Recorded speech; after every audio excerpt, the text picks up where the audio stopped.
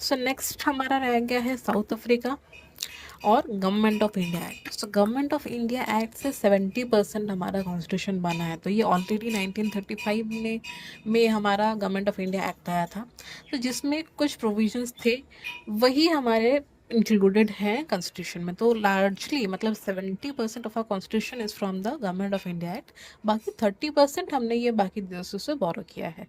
तो अगर हम साउथ अफ्रीका से देखें तो साउथ अफ्रीका से हमने दो चीज़ें ली हैं। एक तो है procedure to amend the constitution, यानी कि जो हमारा अमेंडमेंट्स हैं, तो कॉन्स्टिट्यूशन में कुछ चेंजेस हम करते हैं through the amendments.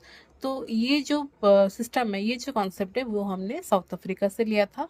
And election of members of the Rajya Sabha, तो एक था किसी से हमने नॉमिनेशन का पावर लिया था, मतलब राज्यसभा में नॉमिनेशन का प्रोसीजर हमने लिया था।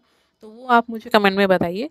लेकिन इलेक्शन का जो प्रोसीजर है for the members of Rajya Sabha, ये हमने साउथ अफ्रीका से लिया था। ठीक है, तो दो चीज़ें हमने साउथ अफ्रीका से ली थी।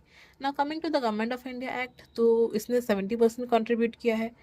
तो इससे हमारा फेडरल स्कीम मिलता है। फेडरल स्कीम तो वैसे कनाडा से भी हमको मिला है, लेकिन ये गवर्नमेंट ऑफ इंडिया एक्ट में ये भी था कि फेडरल स्कीम जो है ये हमने यहाँ से लिया था। जुडिशरी का कॉन्सेप्ट, गवर्नर के ऑफिस का जो रूल्स एंड रेगुलेशंस हैं वो सब है। पब्लिक सर्विस कमीशन, चाहे यूनियन पब्लिक सर्विस कमीशन हो या स्टेट पब्लिक सर्विस कमीशन हो, कि ये एक रहेगा, तो ये भी हमारा गवर्नमेंट ऑफ इंडिया एक्ट से ही है। जो भी बेसिक टर्मिनोलॉजीज हैं, सब्जेक्ट है, स्ट्रक्चर है कॉन्स्टिट्यूशन का, ये हमको गवर्नमेंट ऑफ इंडिया एक्ट से ही मिला है। और हाँ, इमरजेंसी का प्रोविजंस, मतलब इमरजेंसी लग सकता है स्टेट में, ये सब जो चीज़ है ये हमारा गवर्नमेंट ऑफ इंडिया एक्ट 1935 से हमको मिला है। तो 70% of the constitution is comprised of this, तो इसीलिए ये इम्पोर्टेंट है।